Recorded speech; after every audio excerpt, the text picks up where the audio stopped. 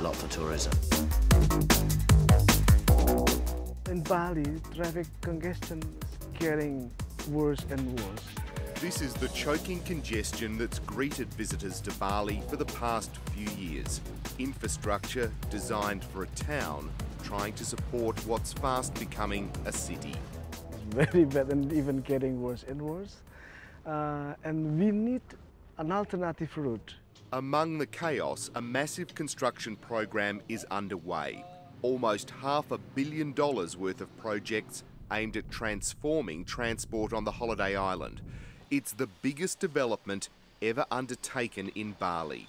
Total area of this project is more or less 120,000 square meter with a budget around 280 million US dollar.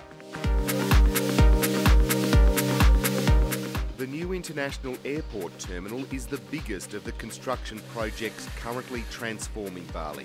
Today tonight is the first Australian media invited to see firsthand what's in store for travellers. This is the overall master plan of the new terminal.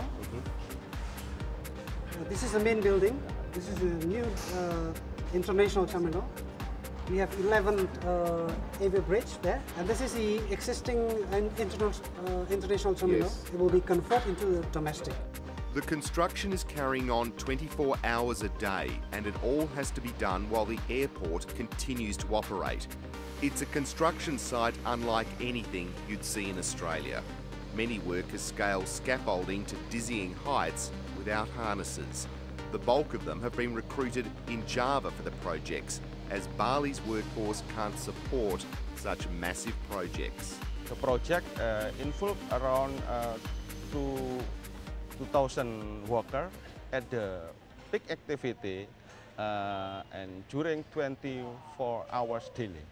The sheer scale of this building is truly hard to imagine. It is just simply enormous. It is by far the biggest single building project ever undertaken here in Bali. When you first look at it now, it's enormous compared to the last one, and probably from Perth it's enormous as well. Robert Kelsall is the manager of the Bali Dynasty Hotel. He says the upgrades can't come soon enough for tourists. Since they brought visa on arrival and things like that into place, it's meant that there's been long queues, there hasn't been enough desks to cater to the amount of arrivals coming in. So hopefully this is going to make it a lot faster, people come through swifter, and the whole arrival experience a lot better. The departure and arrival halls will be the size of football fields, and with extra processing counters, custom and immigration should be a lot faster. Massive steel and glass waves will make up the roof of the building. Inside, the main support structures will be encased in glass with living gardens inside. This is what the terminal will look like when it's complete. When the terminal's finished in September, this is where passengers will first arrive. There will be 11 air bridges connected to this central corridor. But don't worry about the long walk, there will be travellators.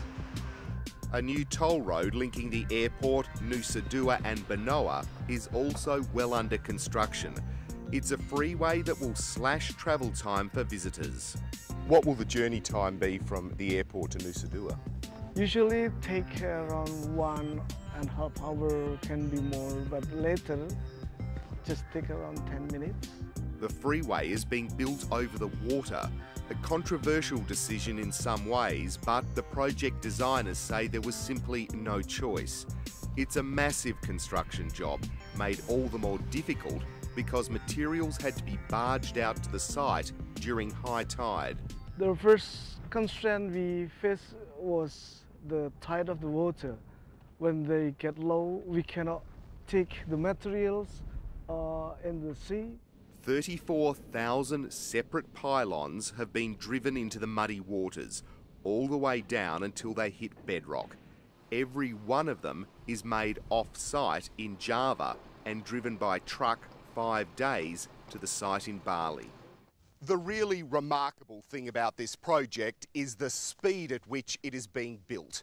The entire thing, the interchanges, roundabouts, bridges, and 12 kilometres of freeway built over the water will be finished just 14 months after construction began.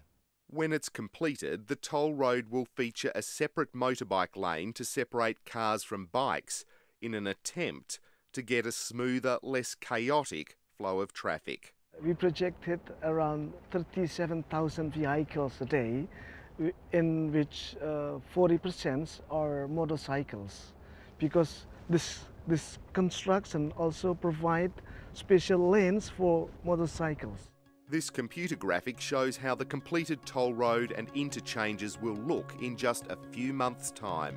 I'm very proud to get involved in this project, because I will tell to my son, even my grandchildren later, that I get involved in this very monumental project ever built in Indonesia.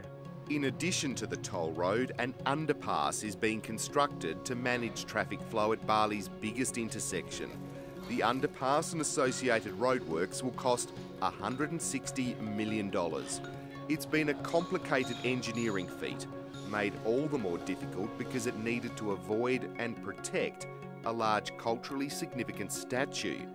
The underpass will hopefully help traffic flow without interruption. After we construct the underpass, we can decrease the travel time and then also the transport costs. There's been criticism of some elements of the developments. The exterior of the airport is considered too modern by some and not Balinese enough.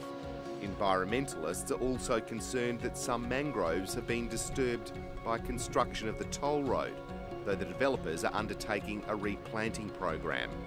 There's no doubt it's been a balancing act to maintain the spirit of Bali and accommodate the realities of massive growth. We don't want to lose the culture. Obviously, that's why people come to Bali. Bali's got the heart. You know, it's got a heartbeat, whereas a lot of other places, destinations we compete with don't. And it's important that we maintain that. But at the same time, infrastructure has to keep up with demand, and we have to ensure that there's not congestion, pollution, and everything else. The construction is happening at a frenetic pace, and there's good reason. We must move fast to catch the apex. The APEC summit in October will play host to world leaders, including US President Barack Obama, and there's no way the Balinese want him stuck in traffic.